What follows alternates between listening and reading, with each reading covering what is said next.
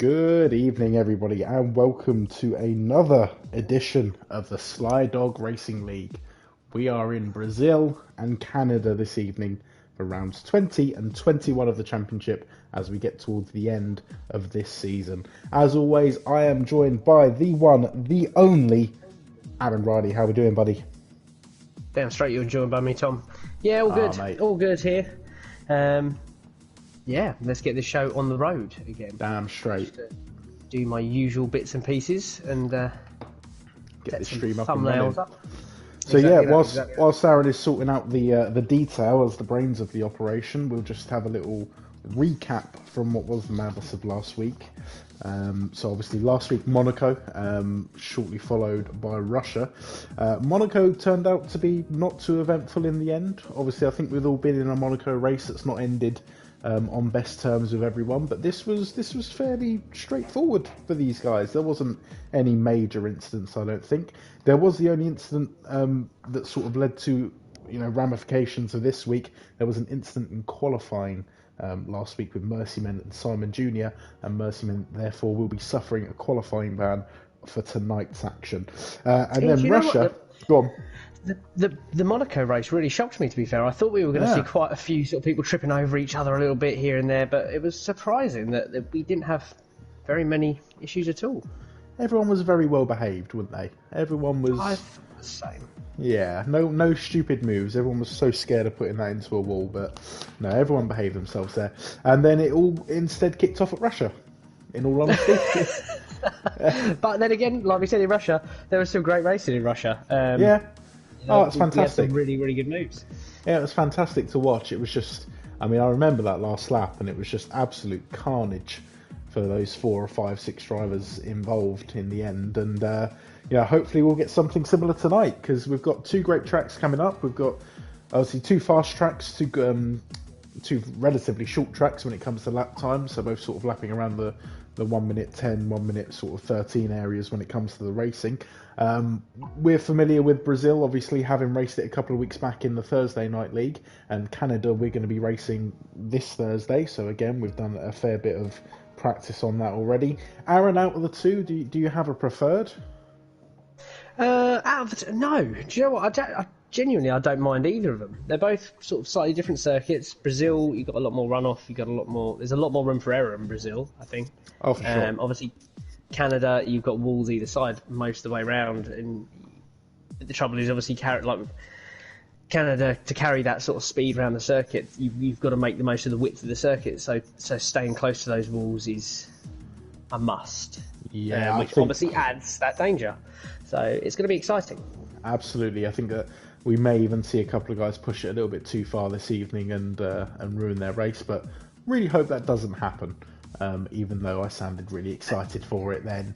Deep down we do. Deep down we want something spectacular to happen. Right, so just having a look at the championship standings. Obviously, as we discussed towards the end of last week's stream, the champion is already decided, and the Constructors' Championship is already a done deal. So we've got Granty Boy, who takes that crown in the Drivers' Championship. Again, well done to Granty Boy.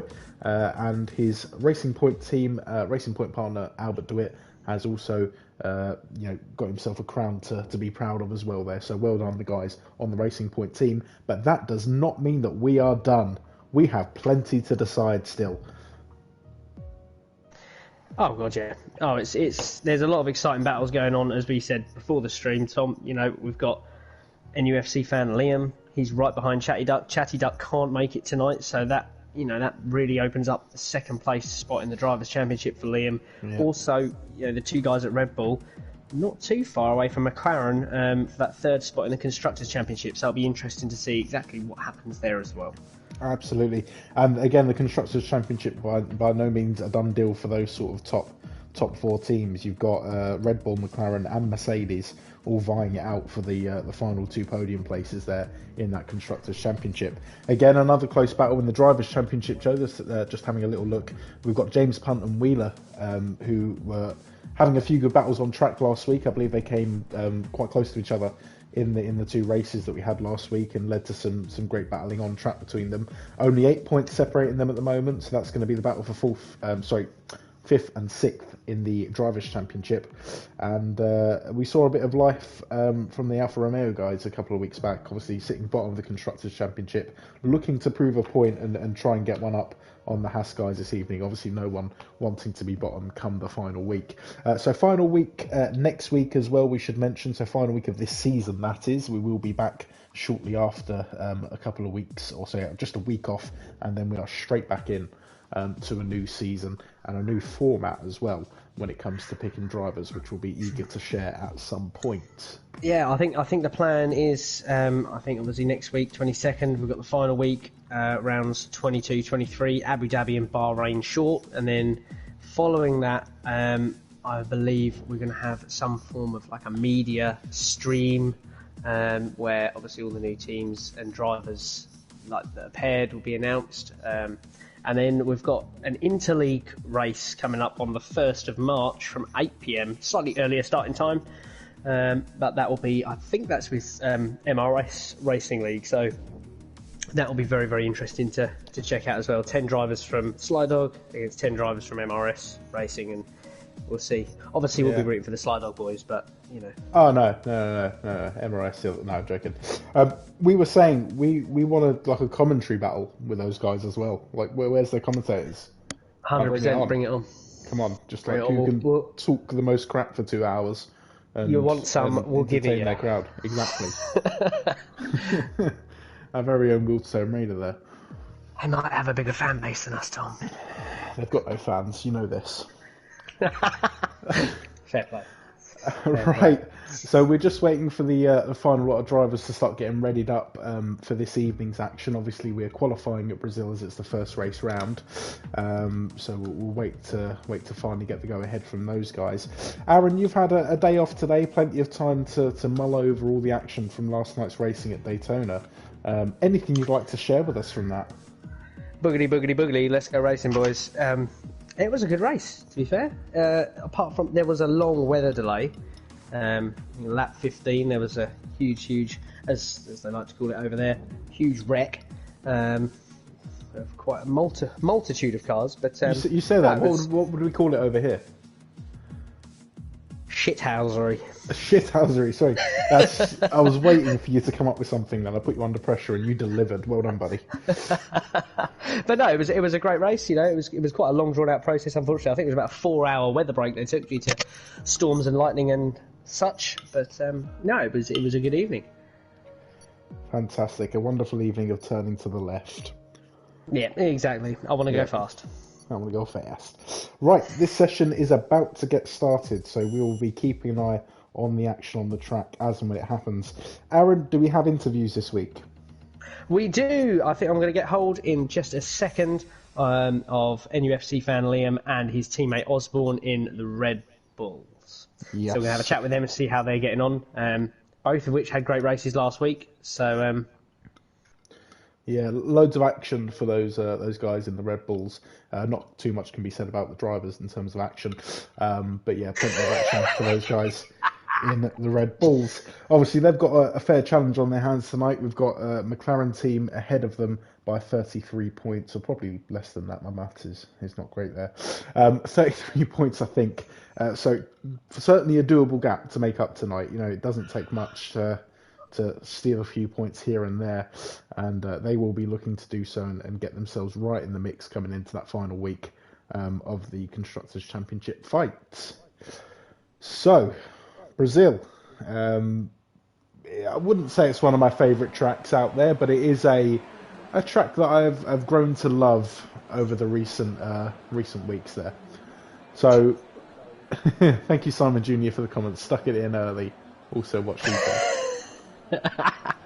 Exactly that. And Fantastic. I believe we're going to be joined now by Osborne and Liam right at the start of qualifying, just to really mess their session up, and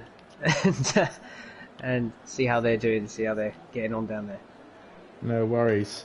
So I think we've got Osborne with us now. Is that correct? Yeah, I'm with you. Make yourself known. There we are, buddy. How you doing? You okay? Yeah, not too bad. Yourself? Yeah, fantastic. Thank you. Fantastic. So. Tell us, are you looking forward to the two tracks tonight, or is it a bit of a dread one for you?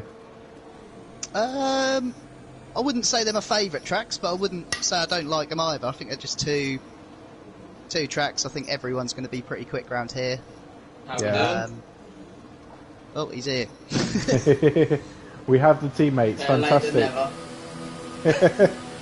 Right, we were just saying, how are you feeling about the two tracks tonight? Obviously, two quite different circuits. Are you looking forward to this, or a bit weary? Brazil-wise, I've always thought I'm all right round, but Osborne will tell you Canada's my favourite track. So I'm quite confident for a decent result in Canada. You've done jinxed it now. That's it. Yeah. Nothing good's going to happen now. We spent a lot of time on Canada and doing like one lappers and three lappers all the time, and Osborne will tell you how many times I've won round Canada over 1,000 times. Pretty good round there. Fantastic. Sounds like someone's got an obsession with Canada. I like it. So what sort of champions?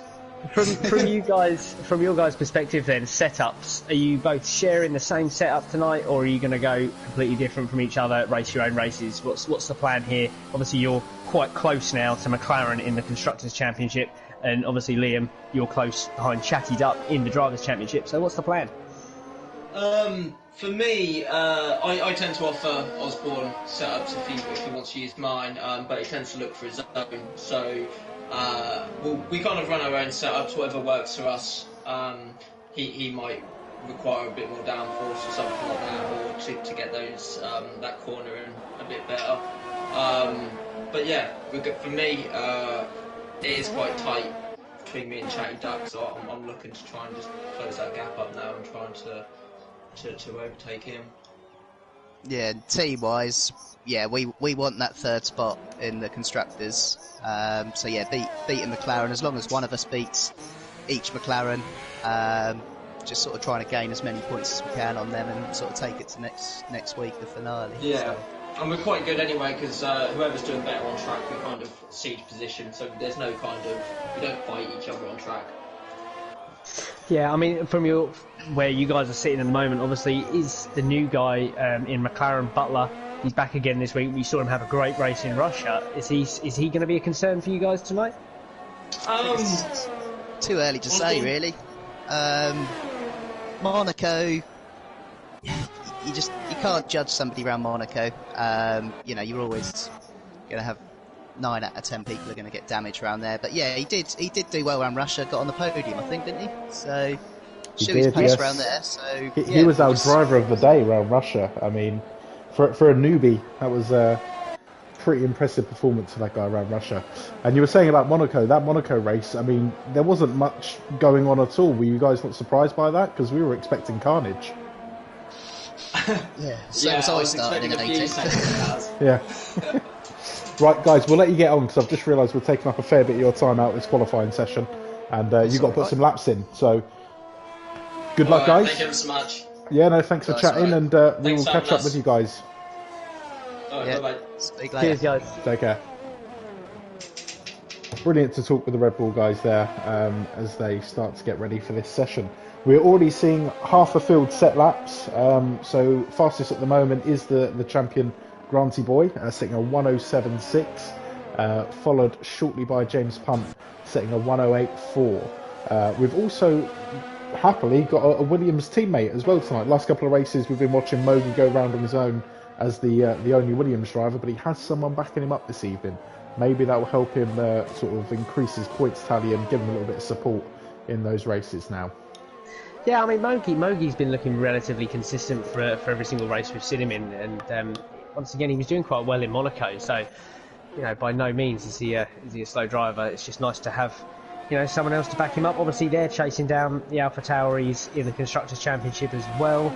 Only a 13-point gap separate those two teams, so that'll be another exciting battle to see. Just having a look at the timing screen there, so the gent we were just speaking about, obviously these guys from Red Bull are going to be keeping an eye on him, as he's going to be one of their main competitors tonight. That's Butler, sets the second fastest time so far by a good 3/10 as well, so that's a 108.1 for Butler in the in the McLaren. And I was just watching him go around there, and he did manage to set a purple sector 2 as well, so looking very positive to the McLaren guys at the moment. Hopefully they can obviously keep that form going into the race. Yeah, fingers crossed. I mean, Butler looked really, really good around Russia, so it wouldn't surprise me if we see a very good result from him in Canada. But as well, Brazil, a quick circuit, and just having a quick look at him now, and he's looking consistent. He's got a nice line. Looks to have that car wrapped right round his little finger. So one of the newcomers for the league then, that's Peter W. Or sorry, not newcomer. I think he's reserve, stepping in this week in the Mercedes. Sets his first lap. That's a 1:09.3. Very much sort of midfield lap at the moment, but again, good to see someone stepping in to take that seat and give us a full grid for the first time as well, which is another great experience. Plenty to commentate on, hopefully. It would also seem like we have another driver stepping in very last minute. B. Wheeler is obviously he's in his Renault. Had a great battle with him last Thursday. That was good fun. So shout out to him for that. Keeping me on my toes for about 15 laps. But we have racer number 6 in the other Renault. Obviously, Mercymen was due to serve a quali ban, but it looks like he can't make the race. So we've got racer number 6 all the way from the US of A stepping into that second seat in the Renault. Fantastic. He's at the bottom of the timing charts at the moment, but hopefully we can see him climb his way up there with a few laps under his belt.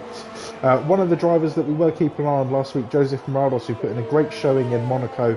Unfortunately, to have a controller issue, it seemed in the end, which put him out of that race. Not out of the race, but in terms of the chance of getting the podium. He's just set the fourth fastest time so far. It's a 1:08.1, and also Rockstar, one of the new guys this week, stepping in for the Haas team, another 1:08.1. So a bit of consistency going on there between the second, third, and fourth drivers at the moment.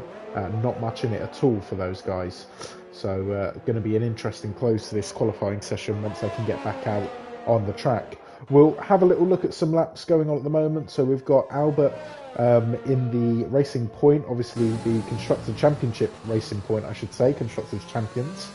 Let's see if he can improve on his 1:08.7 at the moment. He's had a bit of a habit for trying to do some qualifying laps on mediums, I've noticed, but he's on the softs at the moment, so he should be trying to improve on that time, and I think he's likely to at this rate. But we'll see where he ends up after this sector. He's gone 9/10 quicker at the moment, so he's looking like a big improvement.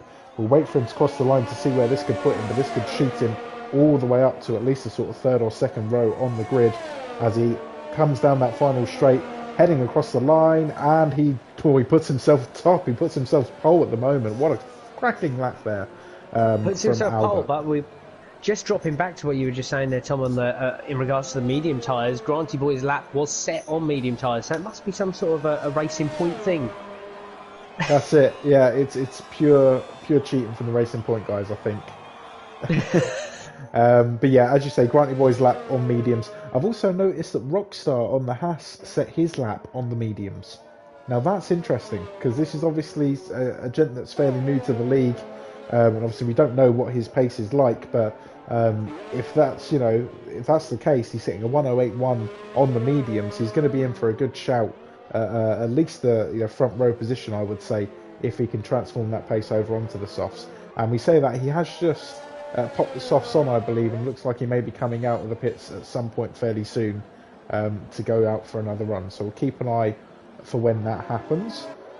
Granty Boy, meantime, just going to keep an eye on Granty Boy for a second as he heads round sector 2.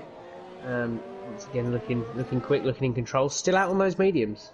Yeah, it's the same set of mediums as well, I believe, possibly. So let's see if he can improve. He has gone a tenth quicker there at the end of sector 2. So as he comes around this final bend and this long back straight here in Brazil, where you can just build speed, it's all about taking the right angle to minimise that distance to the line. Is he going to improve? And he is by just under a tenth. So it's not a massive improvement in terms of the advantage over Albert, but when you consider that he is just on the medium tyres, then yeah, it is a great feat that he's done there to take that pole position. So, gents, we were talking to earlier, NUFC fan Liam Red Bull puts himself in third at the moment with a 1:08.009. Very quick lap there. We've got Mogi out on track at the moment as well, trying to improve on his time. He's currently down on his time after the first sector, so we'll stick with him on this lap to see if he can get himself any higher up the grid currently. As he heads around the twisty technical part of Sector 2 there. I mean, it's a nice track, it's very speedy, but you have got to be careful in that technical sector. Could quite easily put the power on too early and spin it off the track. Although there is a fair bit of runoff here, there is some barriers that can catch you out if you're not too cautious with it. So Mogi looks to have abandoned that lap, wasn't happy with what he was seeing there, so he's going to go in and have a little change of heart, I think. Rockstar, the gent we were mentioning earlier, has come back out to set a lap on the soft, so this will be interesting, considering his fastest lap so far, 1:08.1, was set on the mediums. So we'll keep an eye on that, although it looks like he may have just invalidated that time. I'm not too sure. Yeah, I was just looking at that on the track map there, so it seemed like he might have just taken a bit too much of that apex. I think, that'll be a shame. He's abandoned that lap now. But he's going to have plenty of time, it seems, to get back to the pits and sling on a new set of soft tyres, or he may just go straight away for another lap on this set. We'll have a look at that in a second once he makes his way back round. Other One guys disqualification from the session as well there. Just a note, Simon Jr. has been disqualified from the session. Not quite sure what happened there. No, I was just about to ask, did you see what happened? But no, I didn't quite catch that bit. Didn't catch that bit. I feel like Chris Kamara now. I don't know, Jeff, was there? That was I thought terrible. they were just making a sub. Yeah, it was bloody horrendous, that. Right, James Punt has just set a quick Sector 2. I think I saw a flash of purple there on the track map, so we'll stick with him as he heads across the line, currently in 9th. What can he do to get himself up the order? Let's see where he'll end up. He puts himself 3rd. Fantastic lap there from James Punt, and he's cracking that 1:08 barrier as well, so brilliant lap there from the Mercedes driver. We've got Lawson, who's currently in 5th place. Looks like he's probably on a cool-down lap, actually, because he's just invalidated that, so we'll move away from him there. Butler, the McLaren, who's just set off on a flyer, just gone a couple of hundredths quicker there through Sector 1. Again, a cracking lap there, first time out from Butler, 1:08.1. But now these guys are starting to break that 1:08 barrier. He's going to need to pull something out the bag to get himself at least on the second row here. Okay, I have information based on Simon Jr.'s disqualification. He said that he wasn't looking and went straight on at the end of the pit lane and got disqualified. So, that'll do it.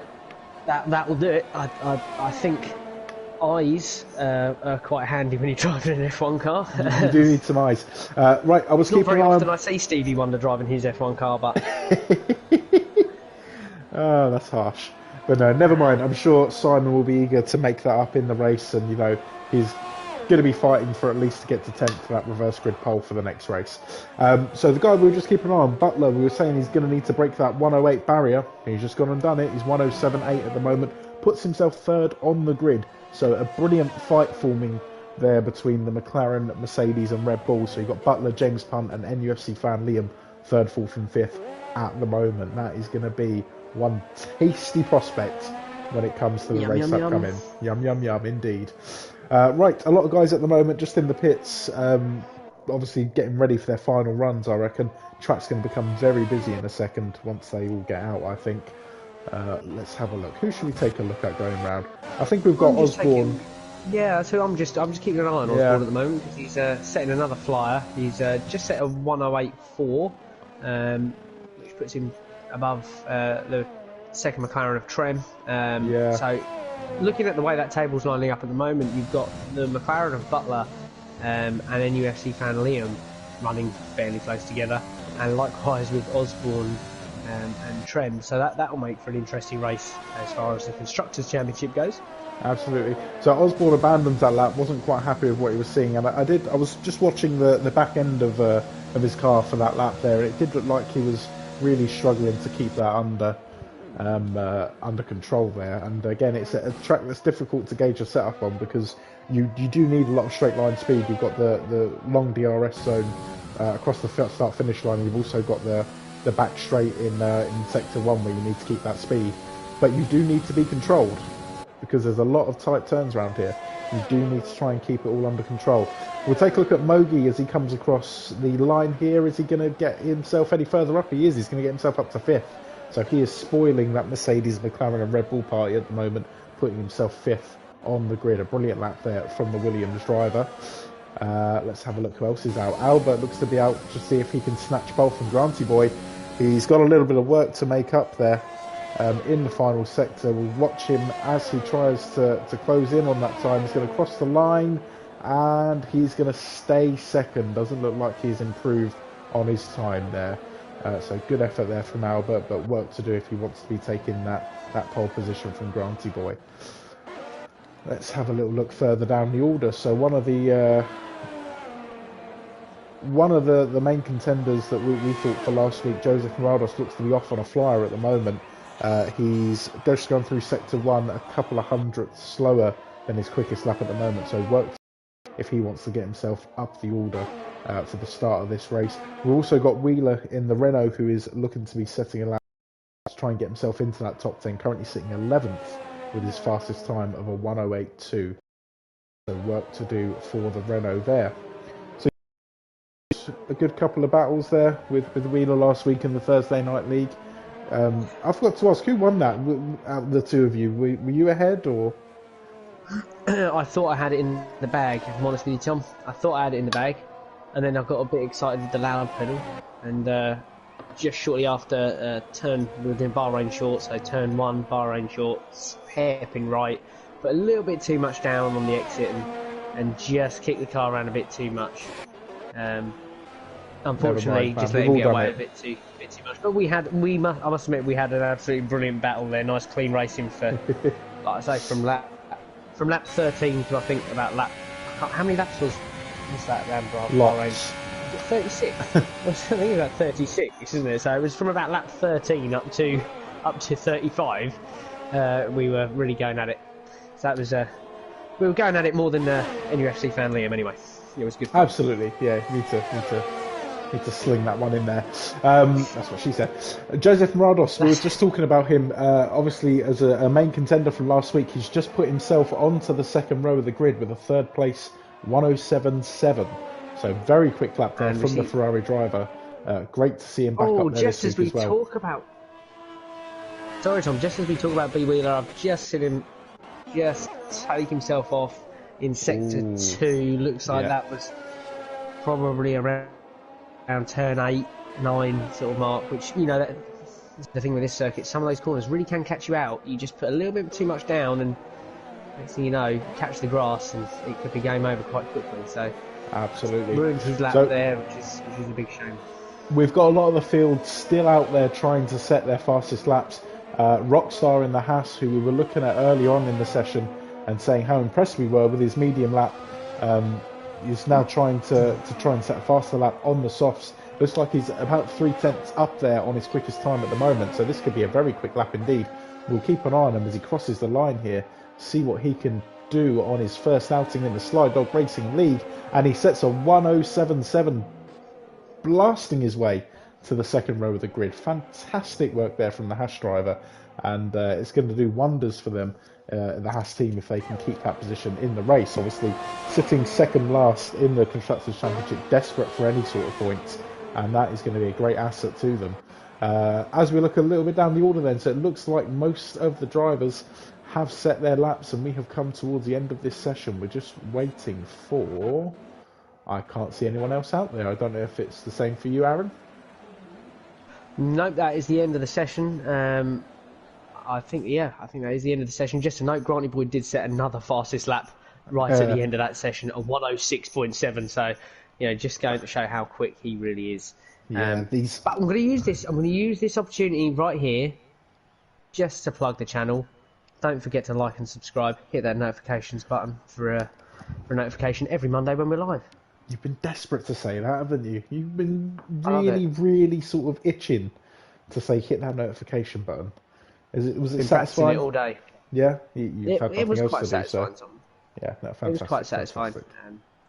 Just got to put that out there. You know, content pretty much every day of the week at the moment, with highlights, videos, and interviews. So people get to listen to us chat bollocks every single day if they want to. Yeah, man. Fun never stops here. Right, so just take a look at the final grid then. We'll take a look at the top three because the session's actually about to end and I didn't talk about it quick enough. But Granty But we've Boy, got- Albert and Joseph Morados setting the three fastest times there. No surprise to see the racing points up there, but fantastic to see Rockstar in the Haas bagging himself that fourth position on his maiden fifth outing place. here. Once again, fifth place, another newbie Butler, taking that fifth position, followed by James Punt. And just behind Punty, you've got Mogi and NUFC fan Liam in the Red Bull. Lawson and newcomer Peter in the other Mercedes round out the top 10.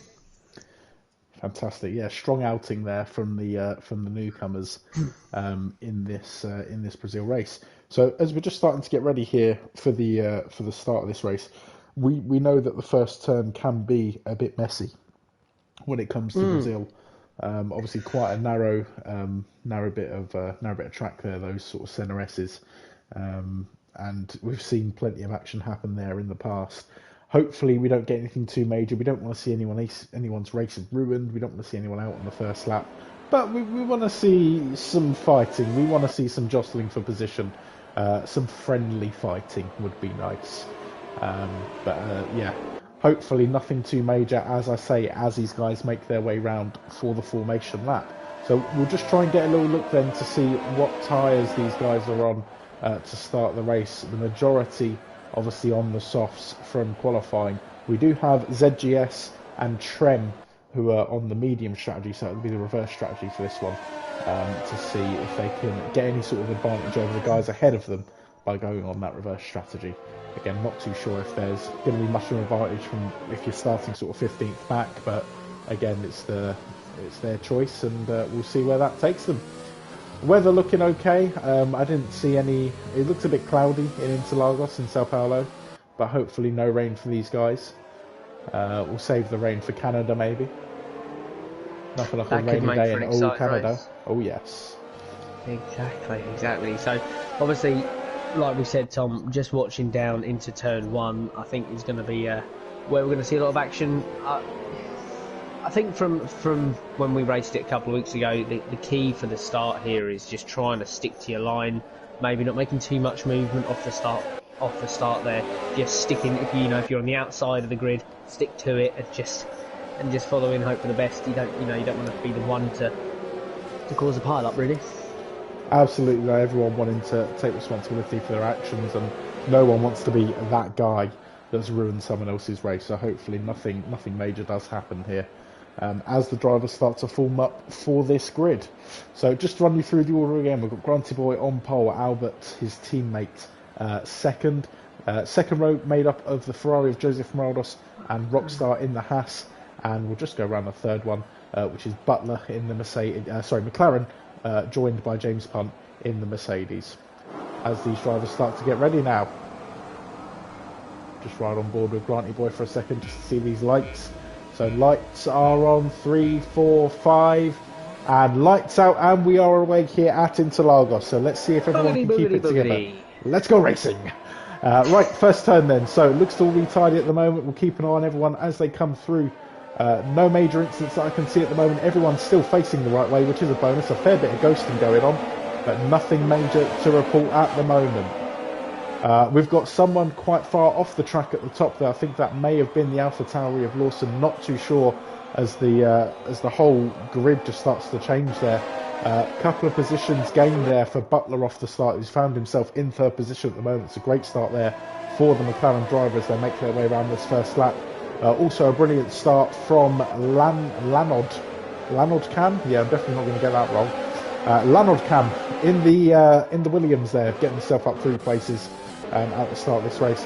I said there may have been an issue with Lawson. He's found himself in last place at the moment, so we'll try and maybe watch that back at some point and try and see what's happened there. But it looks to be a dreadful start for the AlphaTauri as we make our way around this first lap. Looking at the battle for the best of the rest in the Constructors' Championship, it looks like Butler and the McLaren has given himself the best chance, and NUFC fan Liam and James Punt in the Red Bull and the Mercedes look to have stayed roughly where they are. James Punt dropping a couple of places on that first lap. Rockstar. into the pits. Sorry, Tom. See Peter in the Mercedes and B Wheeler in that Renault diving into the pits with potentially a little bit of damage. We're going to see a front wing change for Wheeler, slinging on some medium tyres as well. So obviously he's going to try and do the duration now, and so is Peter as well. So unfortunate first lap for those guys, but let's see what they can do from here. Just keep an eye on this battle, it seems, between Joseph Morados and Butler. So a move that we just missed there, really, from Joseph Morados and Butler. Apologies for not getting that one on there, but Joseph Morados has stolen third position. We'll keep an eye on the guys behind them as well, because there's a fairly tight train of cars that are going through that second sector at the moment, with Rockstar looking to get into the battle there, get into fourth place and take that from Butler at the moment. Yeah, Rockstar in that Haas is looking really, really quick at the moment, to be fair, which is nice to see. You know, it's good to see these guys really going for it. And Mogi as well, not very far behind. And just keep an eye on that Williams of Mogi. Just a shout out to him, as we do most weeks, running in 6th, but just 0.3, 0.4 of a second off the back of Rockstar. So this is getting, like we said, Tom, tasty. It's a tasty start, and hopefully it'll be a tasty rest of the race as well. So the drivers all still very close together as we head round to lap 3 here at Interlagos. No major incidents that we could see that warrant talking about at the moment. We've got another 2 drivers dive into the pits, Simon Jr. and Willis dive into the pits there. Not too sure again if that's strategy or potentially damage related, but we'll try and see what happened there a bit later on. So biggest winner from the start, we've got Trem in 12th place, up 5 positions from his 17th place start. So a good start there for the McLaren driver, one of the drivers that we saw on the medium tyre option rather than the softs to start this race. He'll probably be looking to gain as much time as he can whilst he's on that medium tyre to extend that stint as long as possible. All of a sudden this strategy could be working out very well for him. You know, he's going to go onto that soft tyre. If he can stick with the rest of the pack on those mediums. Just keep an eye on it. Side-by-side action, and Rockstar has spun it into turn 1, having a little side-by-side action with Mogi there. So very unfortunate for the Haas driver. He was looking so pacey at the top of the order there. There is a penalty been dished out as well to Joseph Morados. I don't think that has anything to do with the incident that we just saw, as I say, he was side-by-side with the Williams of Mogi. So just getting a little bit too close, it seems. Maybe a slight bit of contact, or maybe it was just an overestimation there from Rockstar. But he spins it into turn 1 and knocks himself down, unfortunately, to 12th place. So what looked like a dream start to his SlyDog Racing career has turned out to be a bit of a nightmare at the moment. Plenty of work to do, though. We're only on lap 14. He can certainly bring it back with the pace that he was showing in qualifying. I'm looking forward to this next battle we've got coming up. It sizes itself up to be really, really good fun here. You've got Albert just 0.4 of a second off of teammate Granty Boy, Joseph Morados close in on that, and then Butler in that McLaren 0.2 of a second off the gearbox of Joseph Morados. So this could get really exciting over the next couple of laps.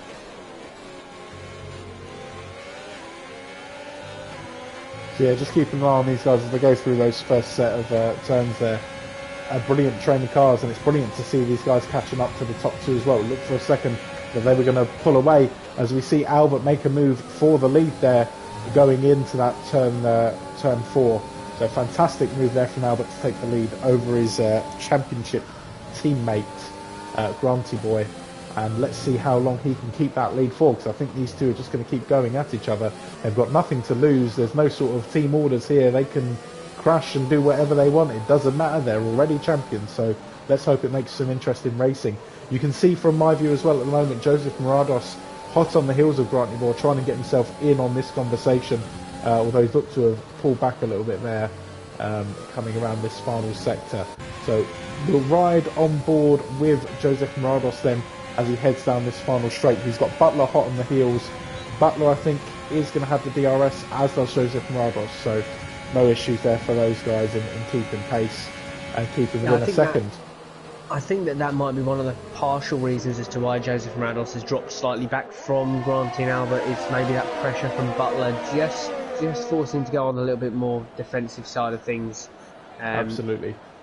You know, we know the racing point guys of Albert and Granty Boy, they said a couple of weeks ago, you know, they don't race each other, but I think this might be an exception. I think they're going to have a good time now. Oh, so yeah, there's no... see these guys go at it. There's no point in not racing each other. You know, they're not paying the bill if they crash. Let them at it. Let them have it. Right, and they are having a good go at it as they head round Sector 2 here. Very close wing to rear action from the two Racing Point guys, and they're constantly having a look every single turn. Eager to get back ahead is Granty Boy and start to pull away, I should think, and build up a lead over his teammate. But no, Albert DeWitt being very stubborn there and keeping his place. Rightfully so as well. He's earned taking that first place from Granty Boy. That is no mean feat to overtake the championship contender. As they head down this back straight though, Granty Boy going to have the DRS over Albert DeWitt. It doesn't look like that's going to be enough for him to get the move done though, so they will stay this way, it seems, for at least the first part of this lap. Just keeping an eye on the guys behind as well, of course. We've got a brilliant battle going on there with the four cars behind. That's Joseph Moraldos, Butler, Mogi and NUFC fan Liam, all very close within each other and all pulling each other around this track at the moment. Bear in mind that Joseph Moraldos does have a penalty as well to keep an eye on. What was that penalty? Let's have a little look. I believe that was track limits, 3 seconds. 3 seconds, yeah, so track limit penalty for Joseph Moraldos, which is going to be compromising him at the end unless he can start to pull away from those guys and could knock him down to the bottom of that little order of cars there. There is a noticeable gap forming though between 6th and 7th place. James Punt in the Mercedes not quite able to keep up the pace with the top 6 guys at the moment. So he's got work to do to get himself into the mix here. Yeah, but once again we see Osborne, the second of the Red Bull guys, going great guns there. 6 positions gained. 2 seconds off James Punt, so that'll be interesting to see. Sorry, just an overtake at the top there. Granty Boy has taken first position back from Albert DeWitt down that main straight. I'm assuming with the DRS assistance that he's able to get that done. But again, I don't think Albert's going to be giving that up easily, as he himself now has DRS coming down this back straight of Sector 1. Will he try and make a move at this turn? No, he's just too far off at the moment, but we could see something happen on the main straight again. Exciting stuff between the two Racing Point drivers here. It's great to see two of the top drivers going at it. Yeah, I mean, I'm just sort of trying to sift my way through the field as well, just to see what else is going on. And looking back at Wolsey and his Alfa Romeo, up 8 places from the start, so that's a great start from him. Yeah, absolutely. I say start, we're sort of midway through the race now. We are midway through, exactly, yeah. This race has gone quick. It's a very quick circuit here, and it's only 18 laps, obviously just over a minute a lap. So yeah, it doesn't take long to certainly get through it. It's certainly gone away from us quickly. Again, just looking further down the order, Osborne is in with a good shout here of driver of the day, currently up 6 places to put himself into 8th. Let's see if he can get himself anywhere near the Mercedes of James Punt. So we see the first of the front runners start to pit then, so Albert DeWitt heads into the pits, I'm assuming to get onto those medium tyres. Will we see a shake-up here, any sort of undercutting going on between these top 6 guys? We'll see if it pays to come in first a bit later on. I think it's an interesting strategy what the guys at Racing Point there have done. They brought Albert DeWitt in. There's a bit more of a gap between Morados and Granty, which will potentially put Morados on the defensive from Butler, who's only 0.7 of a second behind. So, advantage Butler on the DRS zones. So that'll make things interesting and potentially allow Granty to increase his lead a little bit there and obviously keep those guys, from a strategic point of view, in a 1-2 position. Absolutely, yeah. Looking like a solid race so far for these Racing Point guys. Granty Boy now with a good 2.5 second lead built up over the Ferrari of Joseph Morados. And again, once everyone has pitted, it'll be interesting to see where those two come out, Granty Boy and Albert. Will he be able to get the undercut on him and take away that first position? So majority of the top guys now jumping into the pits, so we're going to see that shake up between the top 5, except Granty Boy is still out and still happy to extend on those soft tyres, so still feels he has the pace at this stage to still be doing the stuff that he needs to do to keep himself in this race and keep himself competitive. So he's now got a 17-second lead built up over Osborne, who's also yet to pit, and again benefited from not pitting yet. Treb moves himself up to 3rd temporarily. Needs to get in the pits at some points though to get those medium tyres off, but obviously he can go a bit longer than most because he is on that medium set of tyres. And equally, Osborne, another driver that is yet to pit, so he'll be looking to potentially pit same sort of time as Trem. Race control there, just awarding, a 3-second penalty to Albert DeWitt. So that is going to be a big factor in this race come the end. Obviously, Albert was running in second just before he pit there, and would be looking to take that position back once everyone else has pit. Although we say that, and Butler has also pit, and he's come out in front of Albert. So not the best of times there for Albert DeWitt, as he now finds himself behind Butler and Joseph Morados, who were in that little group of cars that were just behind the racing point there originally. Yeah, I think Morados has timed his pit stop really well there, to be fair to him, and he's got that 3-second gap at the moment, which will take up that penalty.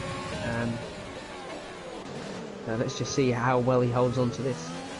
There was already a bit of McLaren on McLaren action there that I think we might have missed because the cameras were a little bit all over the place, so apologies for that. But Butler seems to have taken the place from his teammate Trem. Although Trem... Butler and Joseph Morados, going side by side into turn 4 there. Butler sticks it on the inside and does take that second position. So brilliant racing from these two guys here. We'll keep on board with this because it's fantastic between the two of them there. Again, two fairly newcomers to this league going at it, and Butler just showing exactly why he deserved that driver of the day last week, putting in a very strong performance here already in Interlagos. So sitting in second with Joseph Morados on his heels. We'll see if he can keep this together on that back straight when Joseph Morados is going to be having the DRS assistance, and Butler's going to have to do some staunch defending here to make sure he doesn't lose that position. He's opened up a nice gap there as they come on to this straight, as they now start to approach top speed. We'll see if Joseph Morados is going to have the length to get this done on this turn. It's going to be tight. They're side by side as they head into that first turn, but it looks like Butler again is going to be able to stick it and keep him at bay, although there is another DRS zone coming up for these guys. Again, side by side down that back straight, but Joseph Morados with that DRS is going to be taking second position back from Butler. So well played there from Joseph Morados, just biding his time and waiting for the right moment to strike. Yeah, a great bit of racing there from him. You know, he's just being patient, waiting for that moment, not making any silly moves there. Driving a really, really nice race. Obviously, Butler, from his perspective, he's going to know that Morados has got potentially a 3-second penalty. So, you know, it'll be for him. He'll just stick behind him and stay within that 3 seconds. And I say that as Butler just had a little bit of a wobbler there, costing him a little bit of time, and already you can see that the gap between them has opened up to 0.8 of a second between Morados and Butler. So, bit of a worry there for Butler if he's going to have any more of those moments. And more importantly, Joseph Morados pulls himself a second out in front of Butler. Let's see if he can keep that second gap as they head round this track to pull him out the DRS zone. I'm just going to ride on board as well with Mogi at the moment. Just having a look at him. He's hot on absolutely heels, flying right behind Butler there. So that'll be a good watch to see. See what the pressure does for Butler. You know, we saw him looking very, very dominant last week in Russia, but it'll be interesting to see him with a bit of pressure behind him. So. Absolutely, yeah. Mogi doing very well to keep hot on the heels of the McLaren there. Got to about within 2/10, I believe, in the first sector there. So very close. We'll keep an eye on that as they make their way round into the final sector, because that's where all the action seems to be happening. Final sector and beginning of the first sector at that first turn. So all the penalties being dished out at the moment. Over half the field now have some sort of penalty for one reason or another.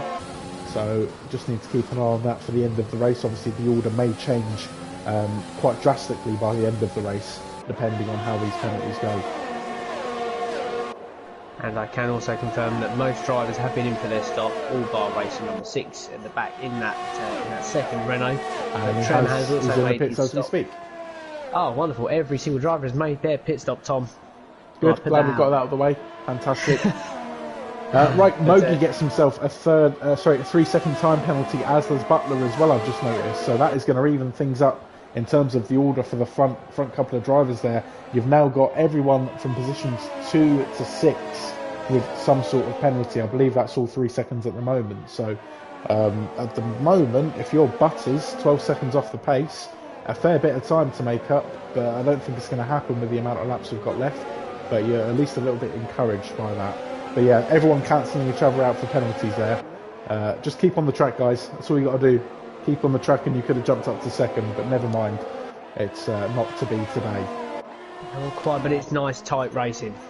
It's very tight. We've also got Albert DeWitt now getting back in on the party with NUFC Fan Liam very hot on the heels. It looks like NUFC Fan Liam is probably going to be in the best position to try and make a move here with the smallest gap between himself and Albert DeWitt. We'll follow him down this main straight as NUFC Fan Liam pulls out to try and take the inside line. Is he going to be late on the brakes? No, he's not. He's going to tuck back in there and not cause any problems. He's just going to play it safe, it seems. Yeah, I think he got it. Sort of that move almost got cancelled out by the fact that it's sort of a bit of a DRS train that's going on at the moment. So that DRS that he did have is sort of being cancelled out by Albert's DRS in front of him. So strong pull-out game from Liam there as well. Well done, buddy. Just having another look at Mogi as he's hot on the heels of Butler. So again, we've been mentioning his name all night. And it's because he's doing well. He's really keeping up with the McLaren there and really making this an interesting fight all the way to the end. So we've got just over the 3.5 laps to go, in fact, as we head down these final moments of the Interlagos circuit. Granty Boy has now established an 8-second lead, so that looks to be a done deal for him at the front. But there is still plenty to be decided and possibly some late action here for that third position. Joseph Morados again pulled up in a nice gap now, it seems, between Butler. Yeah, I think Granty Boy, obviously, he's opened up that lead, but he's also on fresher tyres. His mediums are only 3 laps old as we speak, so it's looking very, very good for him at the moment. He's just got to keep it on the black bit, and I'm sure he'll be able to do that, no problem. Absolutely. So Mogi looks to be the closest at the moment from troubling Butler, and he's certainly putting more and more pressure as we get further into this race. Just on that back straight there, he looked like he was eager to try and pull a move off, but he knows he was just too far away. Maybe he can get himself in range on this lap to try and pull something spectacular out the bag here for the final 2 laps. As we watch Albert DeWitt very late on the brakes there into that turn, almost having a look at the outside of Mogi, but deciding that's better off left for another day. If we just flick, again, not really got anything to lose. Go on. Flick to the back of the field, 18th position. B Wheeler is looking like he's about to make the move in the DRS zone down the start-finish straight on ZGF. They come around past pit wall. If he's going to get the move done, yes, he is going down into turn 1. Fantastic. So the Renault guys again just trying to salvage what's left of this race, sitting 17th and 20th. Plenty of work for those guys to do. We'll keep an eye on it then. So Mogi has the DRS on Butler, and it looks like he is going to get side by side with him into turn 1. It's very tight, and we've just seen the identical spin between Mogi and Rockstar, but this time Mogi is on the worse end there. Gutting times there for the Williams driver, because that was we knew it was going to come to a head at some point. They were getting closer and closer every single lap, but unfortunately it is Mogi who loses out in the end, putting himself on that inside line. So again, maybe need to keep an eye on that for the race reports. I'm not sure if something's going to be said, but look to just be a racing incident. Those guys going at it, so fine the margins here for error. Yeah, unfortunately that was just a bit of a mess going into turn 1 there, ever so slightly. I was still sort of keeping an eye on ZGS and B Wheeler having a great battle at the rear end of the field. Very much the same scenario again. B Wheeler's going to be trying to get that DRS overtake on ZGS. Can't quite do it as they head down into turn 1. So he's going to stick with him, and obviously Grant will just come up behind the pair of them, just going for that overlap. Second DRS zone for B Wheeler. He's going to try and get the move done again. ZGS moving over on the defence, and B Wheeler sits in behind. So I think he'll probably be waiting around until the final corner. Yeah. So we're on the final lap now, so we're going to have a look at this close battle going on between NUFC fan Liam and Albert DeWitt. I have just noticed that Albert has got himself 8 seconds worth of penalties compared to his teammates there. Not teammates, sorry, fellow racers, sorry, I should say. At the front of the pack, they're all sitting on 3. So Albert DeWitt looking to drop down this order once we're all said and done in this race, unfortunately. NUFC fan Liam having a very good look at the rear, though, to see if he can get in there and cause any trouble on this final lap, I should say. 4 tenths off at the moment. He's going to be coming round this final turn with a very good chance on the DRS. This could be very much sort of Pierre Gasly, Lewis Hamilton-esque as they come across the line here. Will it be that close? We'll wait and see. So Granty Boy does take the lead. Fantastic drive from him in the end. We'll keep on board with NUFC fan Liam. Butler seems to be having an issue. Butler, I think, may be on low fuel because he's just dropped himself out of the podium places, out of nowhere. Down. What a shame. What a disaster. So that completely bypassed us. It looked like he was maybe on low fuel mode or something. But fantastic news. If your name is NUFC fan Liam, you just bagged a podium, buddy. Just out of nowhere like that. So Persistent stayed off. He was behind Albert DeWitt on that last lap, or maybe he got the move done. I didn't see in the end, so I was focused on the drastic drop back for Butler. But fantastic work there to get that podium position. But such a shame for the McLaren driver. I'm just having a look at the telemetry on Butler's car, and it does look like he, unfortunately, his fuel light was on there as he crosses the line. So I wouldn't be surprised if it was low fuel mode that just caught him out moments before the line. Such a shame. That's gutting. That really is gutting because he was having such a good race. There was a couple of incidents he was involved. Obviously, that spin with Mogi. But for the most part, it was a solid drive, solid qualifying, and looked like he was a dead cert for that third position on that final lap. But just a slight misjudgment on the fuel there. But that's what it takes. That's what happens when you're driving on the limit. So we've got to ask the question. Obviously, it's just popped up on the screen for me, the games driver of the day. I'm going to wait for the final results to come up here before I make my decision. But Aaron, driver of the day, who you got, buddy? It's a tough one, isn't it? It's a real tough one because it was a race that was sort of very much, there wasn't huge amounts of overtakes. There wasn't many positions gained, but there was just some great driving at points. Do you know what I mean? It was, the racecraft more than positions gained for me in that race. I'm torn, really. I'm looking at NUFC fan Liam for both of that, really. A solid drive all the way along to be following that train of cars all the way up until the end, and then obviously capitalising on the mistakes of Albert DeWitt with the penalties, the mistake with Butler misjudging the fuel to put himself from 8th on the grid to 3rd. For me, I think that warrants a driver of the day. Do you know what? I would be inclined to agree with you, Tom. I think, if there was someone I was going to give it to, it would probably be an UFC fan Liam. A great patient drive from him, consistently keeping on the back end of Albert DeWitt as well. I think he deserves it. So, doing bits for himself and his team in the Constructors and the Drivers' Championship, he's going to bag a lot of points for that, so that could make for a very interesting next finale. So, absolutely. So, just recapping the top 10 order there. So, we've got Granty Boy, Morados, NUFC fan Liam, Butler, Albert DeWitt, Mogi, who had the spin late on there. Such a shame from him because he looked like he was challenging for that podium position. Butters, James Punt, Peter, one of the newcomers from this week, and your reverse grid pole sits with Osborne in the Red Bull. So plenty of action yet to come this evening as we head into Canada. Right, I think, are we going to take a little break there, Aaron? I'm not too sure. I'm just going to be asking Trem that very question. Well, I personally am going to take a little break because if I don't do that, we might have a little accident on the sofa, if you know what I mean. Oh, mate, you don't want to do that. I had an accident last week on the the table runner. Yeah. How's that going, buddy? Did she find out? Well, I'm going to leave that for a reveal towards the end of the stream. We're going to take a very quick break. Trem has given it the go-ahead, so Tom, you visit the little boy's room, and I won't come hold it for you. But I'm also going to take a break. So. We'll save that for work, yeah? Yeah, no worries, mate. All right, mate. See you in a bit. See you in a bit.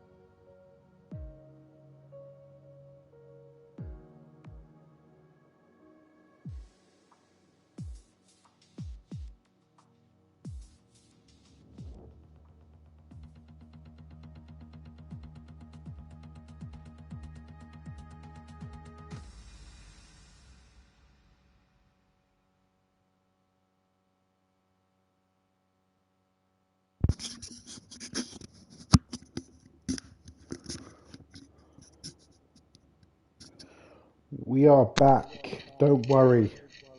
We haven't that was gone. close. It was close. We almost missed it there, didn't we? I say we. It's you with that filthy smoking habit of yours. Well, You need to do something about that, man. It's not good. things- Right, Canada. It's happened. Canada. I love-hate Where do we track the start? most. Where do we start? I mean, let's digest that last race. So, I mean, plenty of action going on towards the end there. Obviously, heartbreak for Butler. Would have wanted to capitalise on a great drive with a podium, but it just wasn't to be for him today.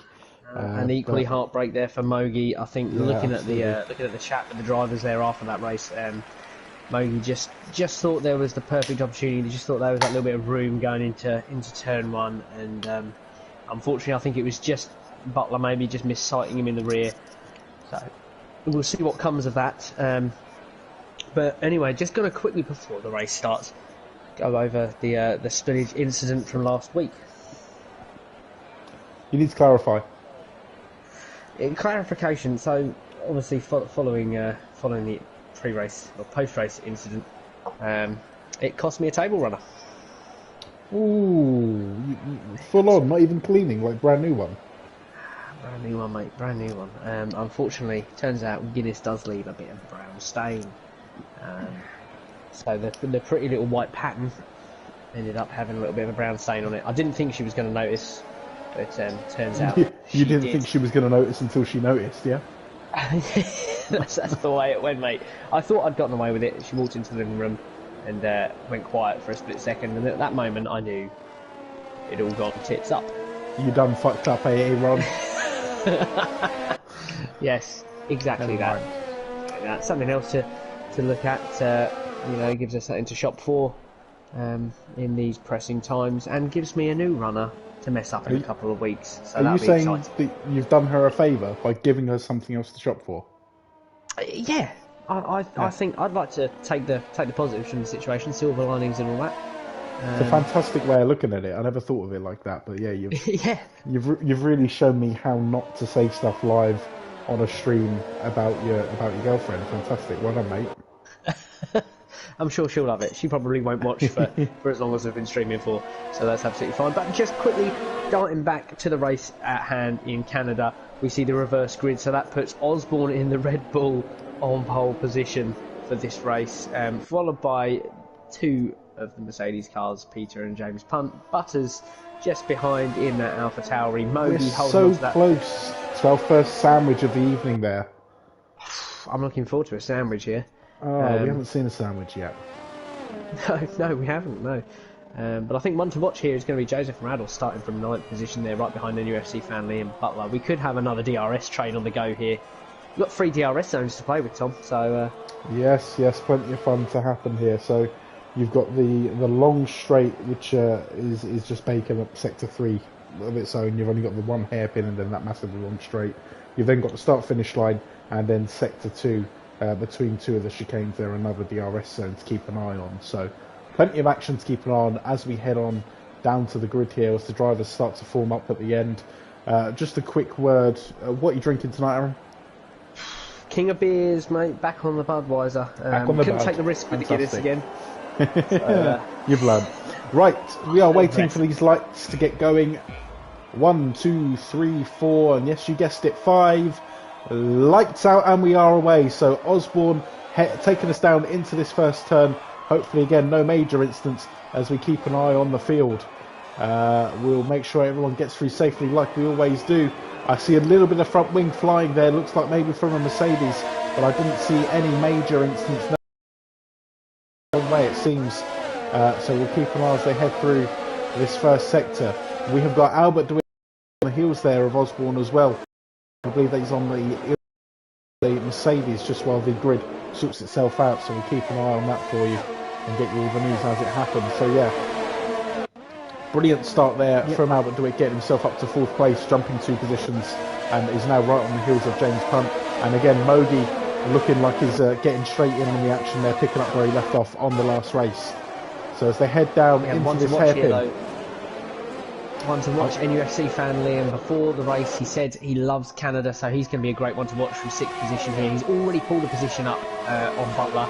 Absolutely, yep. He was I think it's fair to say he was giving it the big one before the race, so it'll be interesting to see what he can do here, and will he be able to live up to those expectations. So lap 1, we are as we started, so Osborne in the lead, followed by Peter, followed by James Punt, coming down to this turn 1, Albert DeWitt making up some ground there, and right on the heels again of the Mercedes of James Punt as they head down into this first chicane. Just need to keep it all together here. We've got NUFC fan Liam making a little move on Mogi there to take 5th position, so fantastic work there from the gent who's so confident around this circuit. As he goes a little bit late on the brakes there, looks like he's damaged his front wing, accidentally hitting Albert DeWitt, so that's going to be a costly mistake it seems if he has taken some damage, and he will need to make some adjustments for that later on in this race if he's going to stay competitive. Also a 3-second time penalty there for Liam, so not been a great second lap. All gone Pete Tong. Yeah, all gone Pete Tong a little bit there for him, but there's still plenty of time. Lap 2 of 18 here. We'll see what he can do. I mean, he might well want to stay out with that front wing damage there. You never know. So on board with Mogi as he gets himself past NUFC fan Liam, heading down into this final chicane of the lap, and gets the move done before that chicane, so no problems there for the Williams driver. NUFC fan Liam, I believe. Big yellow flag, but no safety car it seems. It looks like we've got a Haas driver off the track in sector 2, and there we have the safety car come out. So that looks like it was Simon Jr. who had come off the track and safety car deployed. So breaking up this race nicely. Trem may well have been involved in that incident as well, somewhere along the line. I can just see him. Yeah, you can see those two drivers quite far away. So we'll see if he dives into the pits for any. Yes, he does.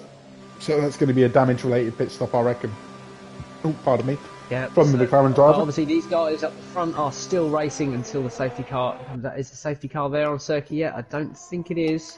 Safety car is just queued up there at the end of turn 2, it seems. So just waiting for them to make their way back round, and obviously for the Trem and Simon Jr. to catch up here.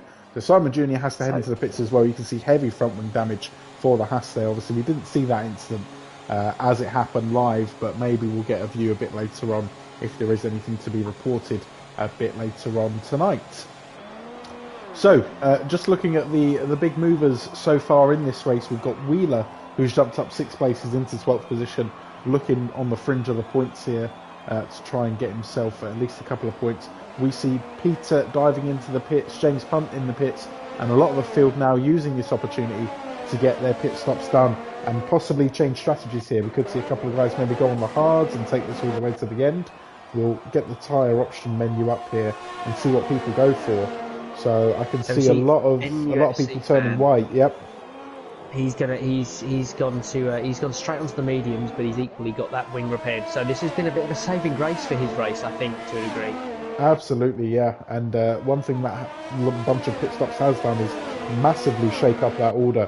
Osborne obviously not willing to give up his lead, decides to stay out on those soft tyres, doesn't want to give away that first position easily, and Albert DeWitt now finds himself in second place on the medium tyre option from the start there. So again, he can extend that stint a bit longer potentially than needed now with this safety car. Do you know, I really wouldn't be surprised though, Tom, if we see Osborne potentially come in this next lap round, because obviously teammate NUFC fan Liam there had wing damage, so from their perspective on the Constructors' Championship, they're both going to want to have decent finishing points. So could we see him pit this lap round? Obviously NUFC fan Liam had the wing damage, wanted to get in the pits just to stand himself a decent chance. Prioritising, do you reckon we might see Osborne come in now? It looks like, I think he looks fairly confident that he's probably going to stay out. I mean, it's a tough decision to make, especially when you are leading the race and you've led from pole. You maybe feel comfortable on those softs. It looks like he is going to stay out, as he follows the safety car around that final turn. And I think it is just a case of he's in the lead at the moment. He's going to obviously be not doing too much damage to his tyres at the moment. And he wants to see how far he can take those soft tyres and keep that lead going. So ZGS is one of the guys who second time round does decide to pit and wants to get himself onto some fresher tyres whilst he can minimise the time that he loses in this safety car period. I think we're probably going to see the safety car maybe coming in Maybe not this lap, maybe at the end of the next lap. Looks like Simon Jr. still has a fair bit of catching up to do there to get himself to the back of that safety car queue. So we'll wait to see if the safety car will wait for him, or if they will go without Simon Jr. at the back of that queue. So 5 laps in here, almost a third of the race gone, and half of that so far has been under the safety car.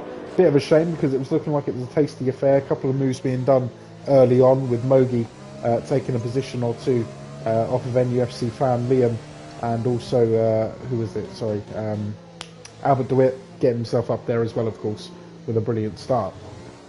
Great to see a lot of big movers there on the table as well. You look at Wolsey and M. Willis, the 2 Alfa Romeos running 4th and 5th, and racer number 6 up there in that Renault in 7th position, 13 points gained. And we've just seen race control, safety car is in this lap, so get ready, strap yourselves in. We're going to ride on board with the leader then for the restart to try and get the best view of any action that does happen here as we head back into this action here at Canada. So guys just trying to hit their tyres up here. It's important you get that right heading into this final chicane, because it can all go wrong, especially when you're trying to put the power down coming out of this chicane. It won't take much to just overcook it and then accidentally spin it into the wall, or hit the wall itself on that side. So 5-second penalty there for Albert, a severe collision under the safety car. We'll have to keep an eye on that for a bit later on, as it looks like Osborne has taken a decision to go now as he heads down into this final chicane, and he's given himself a good lead there, it seems, heading down that final move. Great restart. Willis, again, another benefactor there, getting himself up to 3rd on the restart. So great work there from the Alfa Romeo, but again, yet to stop. All these guys in that sort of 1st to 6th position are yet to stop in this race. If we look at the guys that have already stopped, you've got Peter, who is technically the race leader at the moment, having been on that stop. Obviously, we know the guys in front are going to need to stop at some point. So Peter in the Mercedes is the guy to look out for at the moment. Yeah, I think net leader is definitely Peter in that Mercedes. He's going to just try and stick with the back of D. Lawson in that pack. Sorry, I just interrupted. We've got Albert DeWitt making a move here on Osborne, just down into that hairpin turn, and he's going to get the inside line and get that move done before they even come into the turn. So fantastic work there from Albert DeWitt as he now gives himself the lead of this race. Sorry, Aaron, you were saying? No, I'm just saying, Peter looking quick in that Mercedes around here. It's going to be, net lead for him. I think obviously 0.7 of a second back off of the gearbox of D. Lawson. So from that perspective, he's looking pretty good for his debut week here in the SlyDog Racing League, sponsored by Gray's Bespoke. With advertisement there.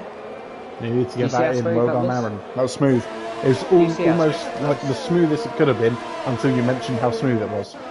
Yeah, exactly. So never mind, not perfect. Right. So unfortunately we're seeing racer number 6 drop down the order there. He was obviously looking good on that restart, getting himself up to 6th position before the restart, but was unfortunately dropped massively down the order. Looks to be an incident in Sector 1 between racer number 6 and Trem potentially, and that looks to be Trem out of the race. So nightmare there for the McLaren team. We can just see on racer number 6 feed Trem just up against the wall there by the DHL sign. So virtual safety car deployed as well. So again, that's going to slow the field right down. If we just check out Wolsey, he's going to be coming around to the incident now. We can see, Trem's not moving. I think he's had a bit of rear end damage there. So I think that's unfortunately the end of the race for Trem and the McLaren, which will create a bit of a potential change up in the Constructors' Championship here between the McLarens and the Red Bulls. So just looking at the 2 front runners with this virtual safety car, 2 front runners decide to come in and take their pit stops whilst they can, obviously dropping them right down the order, and that means we now have an Alfa Romeo out front. That's N. Willis now leading this race, but again yet to stop. So again, net leader looking like it's still Peter in the Mercedes. So virtual safety car still deployed. We'll just keep an eye out for when that's going to be coming off due to that incident there in turn 1. So Wolsey with the drive-through penalty for speeding under the virtual safety car as well.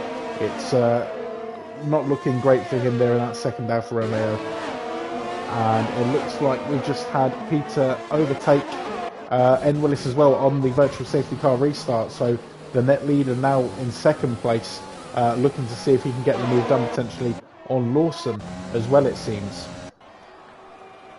Yeah, I mean, Peter's going to be running a lot fresher tyres. I must admit, having practiced this circuit the last couple of days, I've found that the medium tyres do tend to run a lot better around here. I find that the front left tends to take a little bit of a battering. But I do think that the medium is the better tyre of the two. So both guys are on mediums, but Lawson, having been on the mediums for quite some time, another time penalty there for NUFC fan Liam. Unfortunately, I think he's just taken a bit too much of the apex through those chicanes, getting a little bit excited. Yeah, it's the jinx factor again there, isn't it, for NUFC fan Liam, just bigging himself up with this race, but so far not quite going to plan for the Red Bull driver, sitting in 10th position and with a couple of penalties to his name. A penalty there for Granty Boy as well, 3-second time penalty. It's not something we see very often from the reigning champ there. But yeah, 3-second time penalty as he tries to climb his way through the field. I would say, going back to what I was saying earlier on, obviously what with Trem's retirement from this session, as we see, Peter has left the session, so has he had a bit of an issue with issue with connection there, because he's still in the race, so not DNF'd or anything like that. As we've got a great battle there going on between Butters and Butler, and it also looks like Granty Boy getting right in on the action there. Those three cars, literally nothing separating them, so we'll keep an eye on them as they head down this long straight in Sector 3, coming up to that final chicane. Will one be able to get a move done into this chicane? Long train of cars there, Butler, Butters and N. Willis all in on the action, so a ride with the rear view camera of Willis here as we head down into turn 1. Butler looking to send a move down the outside into Butler's. We've got Peter who's ghosted there, which is just going to confuse things even more. And it looks like Granty Boy in the background trying to get the move done on Butler, which he does get done in the end as well. And we can see Joseph Morales having a right good look at Butler as well. But I think there is the DNF there for Simon Jr. And that is Sector 3, yellow flag. It looks like he is retired in the pits. So no concerns there, I think. We'll try and get a look at that, but no, I think that is just a retirement in the pits, potentially, for Simon Jr. So all the action going on at the top of the pack then. So Granty Boy has climbed himself up to 4th position. He's got Butler hot on his heels though as they head round this hairpin turn. We'll keep an eye on the rear wing of Granty Boy to see if Butler can try and get the move done here at this long straight on Sector 3. But it looks like Granty Boy has opened up enough of a gap to save himself there, and looks like he may even be hot on the heels of Butters here, who is, again, it's a brilliant train of cars here going around this track, and it seems like there's nothing to separate them at all at the moment. No, but just going to drop back into what I was saying there a minute ago with the Trem's DNF situation. Looking at it, Butler in 5th position, NUFC fan in 9th, and unfortunately it seems to have all fallen apart a bit for Osborne, who led this race at the very beginning. So the Red Bull guys be making as big a push as they did in Brazil here in Canada. So we see Granty Boy just take the position there from Butters, and also he's lost the position out to Butler as well. So that's a double loss there for Butters in the AlphaTauri, as we now see the McLaren driver put himself into 4th position. And just looking at obviously the top order there, we've got Lawson and Willis yet to stop. So currently your top two are Granty Boy and Butler heading into these closing stages here at Canada. N. Willis looking like he's really struggling now to give himself any sort of distance, possibly needs to get in and get off those medium tyres as soon as possible if he's going to get a chance at some points here for the guys in the Alfa Romeo team. As I say that, he heads straight into the pits, as does the race leader Lawson. So we will then be on equal ground for everyone, and Granty Boy finds himself at the head of the pack again. He does indeed, but I want to just give another shout out to B. Wheeler, who has already made his stop. He's right hot on the heels of Mogi, and involved in that train, up 12 positions from the start. What a drive. Looking like a fantastic shout for driver of the day there for the Renault driver as we follow him through this twisty turn in Sector 1 here. He's got NUFC fan Liam right on his heels there as well. So does have to do a bit of defending here, can't just be looking ahead, otherwise he may find himself losing that 6th position. But so far a fantastic bit of work there from the Renault driver. We've got Joseph Morales having a very good look at Butters as well. Nose to rear action there from the Ferrari and the AlphaTauri as he heads down into this hairpin. Will he try and go late on the brakes? Looks like he's having a good look around the outside, but that's going to cost him though, because he's just going to hold on to that position. Looks like Mogi might try and sneak in there and take the full position away from Joseph Morales. As we head down this back straight, Joseph Morales does seem to get the move done over Butters with the DRS assistance though, and it looks like Mogi is going to have a little look as well, it seems, but too far off to get the move done. I think Joseph Morales done really, really well there, diving late into that hairpin, getting the power down nice and early, and just getting a solid drive out there. Already catching on Butters before the DRS zone, so obviously we get a pretty good move. Pretty good move. Just looking at the penalties at the top of the order then. So Butters currently with 15 seconds, going to be dropping down the order quite drastically with that mistake there. There's an incident in Sector 1, yellow flag, looks like someone off the track. I think that's going to be either ZGS, who's just dropping down there, or potentially Willis, who's just dropped down and rejoined the track there. I think I'm a ZGS, Tom. I'm just having a quick look through it at the moment, and yeah, I think it was ZGS. So, unfortunately, bit of a poor race for him. ZGS usually, relatively quick in that Ferrari, so he's had a unfortunate evening. Yeah, shame for the Ferrari guys, but I say Ferrari guys, Joseph Morales still pulling off a brilliant race at the moment, obviously trying to take that second from Brazil and maybe expand on it here with another podium in Canada. Granty Boy, Butler and Morales making up those podium positions at the moment. NUFC fan Liam does eventually get the move done on Wheeler, so it was almost looked like a matter of time because he was right on the heels of the Renault, but still a fantastic effort from Wheeler so far to find himself where he does at the moment in this race, considering from where he started. But NUFC fan Liam still got time to make up for the fact that he said this was his best race, and he looks to be struggling a little bit here. Yeah, I mean, he's still in DRS zone on Mogi, so it'll be interesting to see how that all works out. It's going to be a bit of a DRS train, which is going to make it a little bit tight, but there's still time left. So, still time left. So 14 absolutely 4 laps to go here, and still plenty of action to be had here, and plenty of positions to be decided as we head into this final part of this race. We see NUFC fan Liam getting a good look at the Williams of Mogi there around that hairpin. We'll see if he can get the exit he needs to try and make a move on him down this back straight, but I think that gap is going to be too big. And again, it's just this DRS train, everyone cancelling each other out. Exactly, no one can seem to get the gap they need to try and get the move done. Though, James Punt diving up the inside of Wheeler there. A little bit of contact there from Wheeler's front right, but it looks like no one's hurt from that, and James Punt does get the move done on Wheeler. So Wheeler starting to fall back in the positions here. Needs to try and hold it together to keep in that points position there in 8th place currently, but has 2 quick drivers in Osborne and Albert DeWitt hot on his heels, and we can see Osborne now again having a very good look at the back of Wheeler. Will he try and make a move round here? Not on this turn, but we do have a DRS zone coming up as James Punt sends it a little bit wide into that turn there. Opens the door for Wheeler coming down this second DRS zone. Almost 4 wide there at one point between these 4 cars. A fantastic bit of racing here. Wheeler has to cut the corner in the end and go down the safety road, and that's going to cost him dearly as he now finds himself in 10th position. Albert DeWitt pulling out to the outside there of Osborne, trying to see if he can get the move around the outside of the hairpin. Can he stick it round that corner? Yes, he can. Does get a brilliant exit there on those soft tyres, and Albert DeWitt now finds himself into 8th place. So brilliant passage of racing there. We're not done as Osborne is coming back with the DRS down that back straight, and takes the position back from Albert DeWitt. So fantastic stuff here towards the end of this race.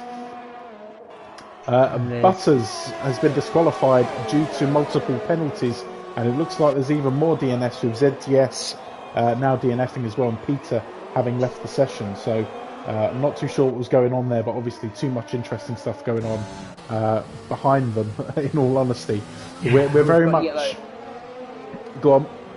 Sorry, we've got yellow flags out Sector 1 there. I think that was just unfortunate. I think it's probably a connection issue for Peter, but ZGS, I don't quite know if he had an issue there towards the end, but I think he's just called it a day in Canada. So 2 laps to go here. We've got Joseph Morados, who is now hot on the heels of Butler. He's closed that gap up, trying to hunt down another second place finish here with 2 laps to go. We've then also got Mogi and NUFC fan Liam having a great battle here. Only 0.3 of a second separating those guys at the moment. Will we see some late action here from the 2 drivers? NUFC fan Liam trying to salvage a race here. He's done well so far as he makes the move on the inside line into that chicane. Mogi has to cut the corner in the end, but he does stay ahead of him at the moment. They're wheel to wheel, or going to be wheel to wheel, heading down to this first turn. Who's going to...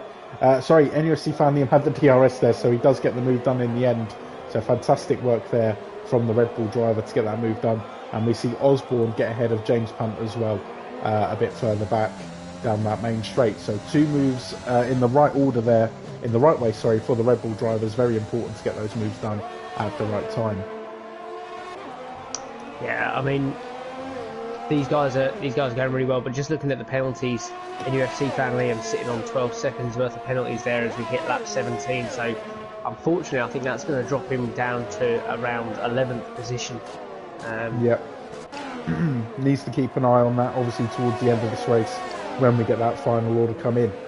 Looks like there's been a bit of an incident there for James Punt in Sector 2. We'll try and ride on board with him.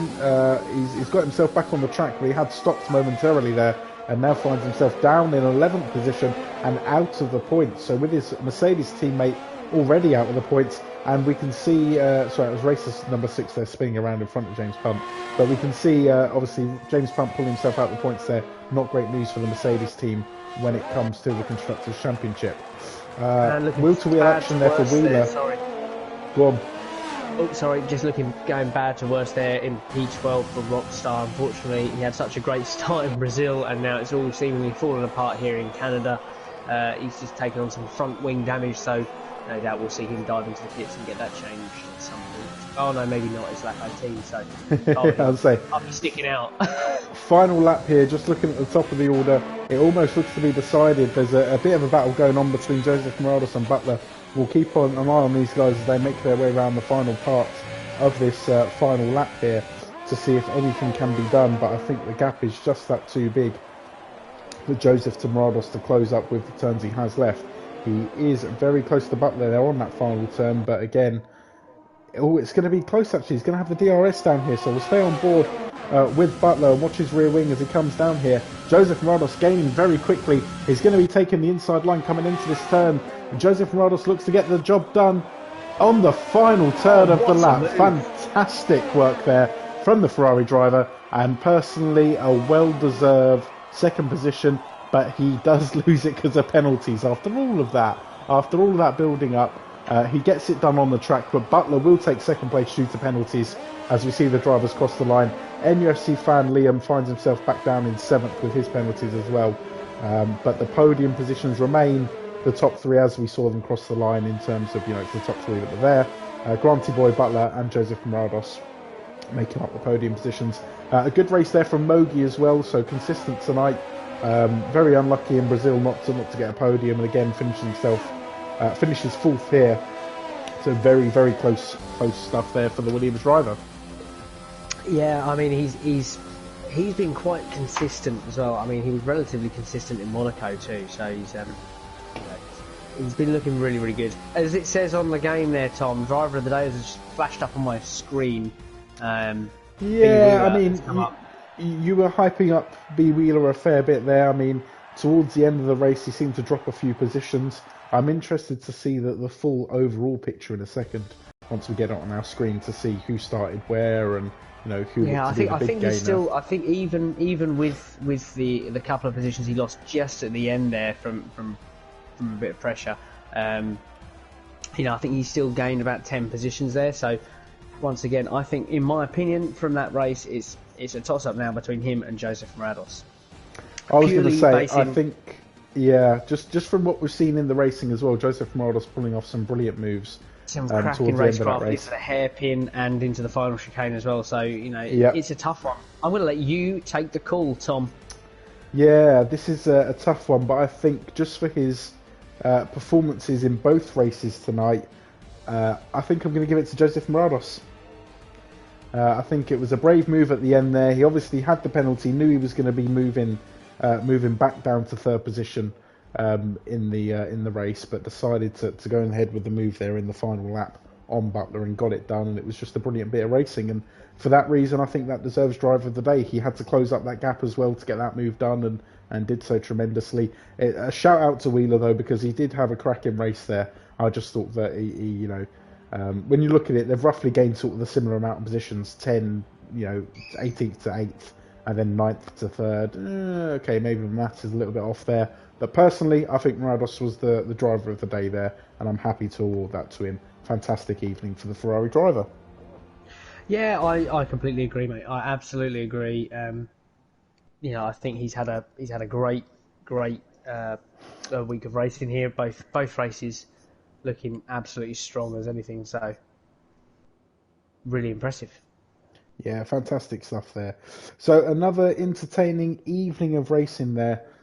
Fantastic stuff. We'll have plenty to digest and put together in the highlights videos coming up over the next few days, and plenty to look forward to as well with the final race of the season, final race day of the season, I should say, with Abu Dhabi and Bahrain short coming up next week. So fantastic stuff there. Do we have any post-race interviews this week, Aaron?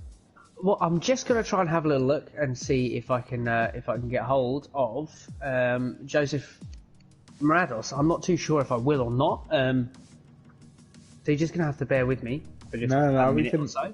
We can bear. We can talk shit for a minute. We're pretty good at that. Exactly. In the meantime, actually, we're talking about talking shit. Right. That after the deodorant I sent you earlier on. What an interesting combination. Yeah, was it leather and cookies? Leather and cookies. I can confirm it smells nothing like leather and cookies, really. I'm not going to lie. It's just not a combination, is it? That's just two separate things that have been chucked together in a Lynx can. It's not your everyday, is it? No.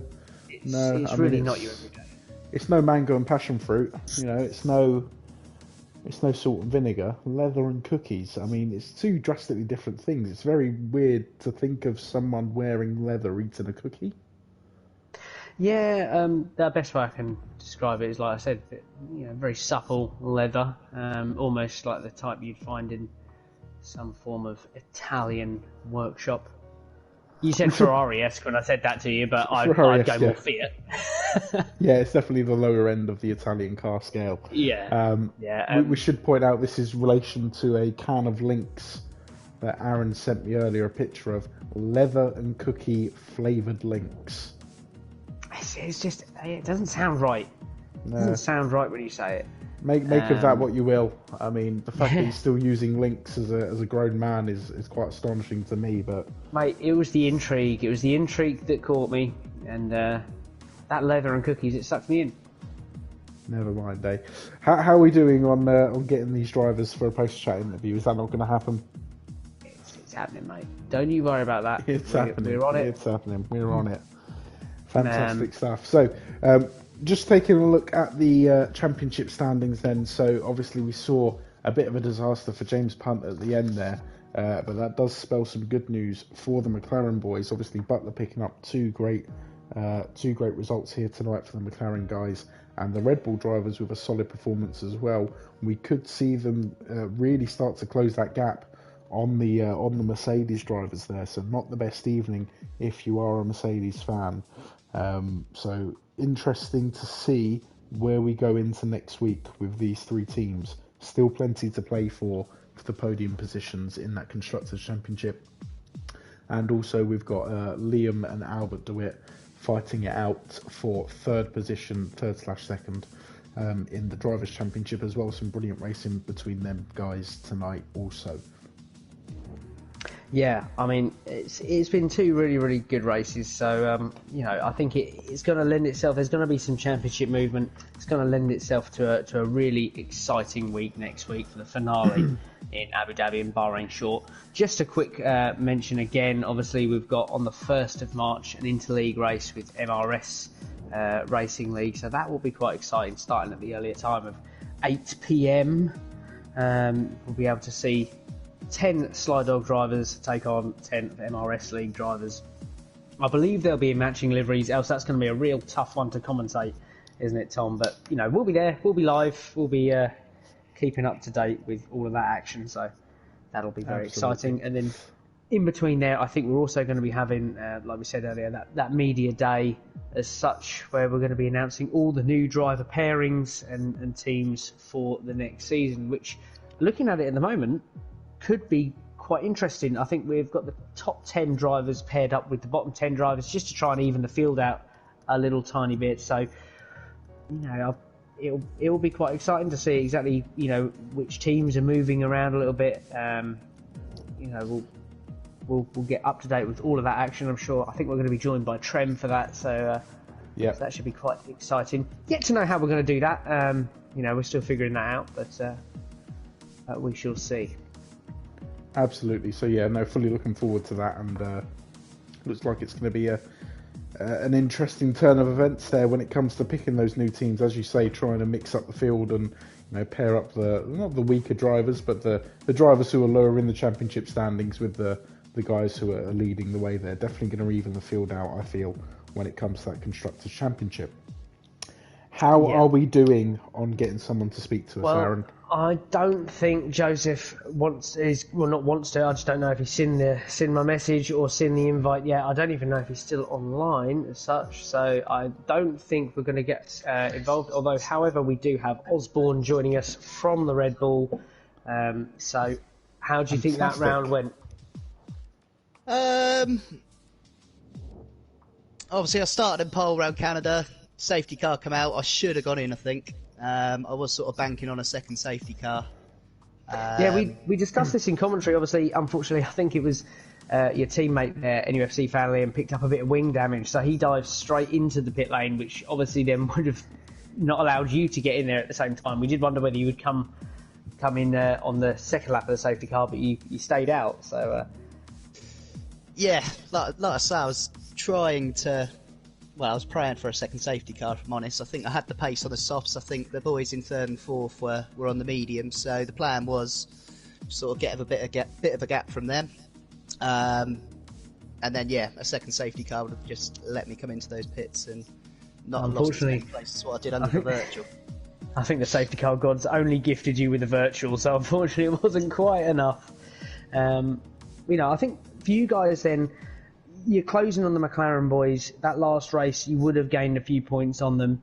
Obviously, in Brazil, you would have gained a few on them. But what about Butler? He's a real challenger, I think.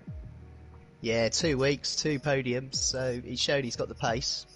That's going to be exciting because I don't think Mercedes had a very good week this week. So I don't know what the point situation is. Points, Going into the last round, it's going to get tight. I think, obviously, you guys and McLaren are, relatively close. Less than 40 points separate you guys, and less than... looking at this table here.